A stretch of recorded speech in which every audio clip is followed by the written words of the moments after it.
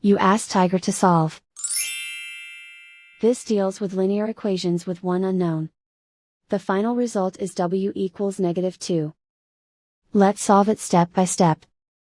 Simplify the expression. Group like terms. Simplify the arithmetic. Group all constants on the right side of the equation. Subtract 10 from both sides. Simplify the arithmetic.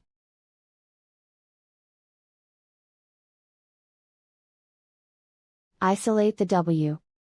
Divide both sides by 5. Simplify the fraction. Find the greatest common factor of the numerator and denominator. Factor out and cancel the greatest common factor.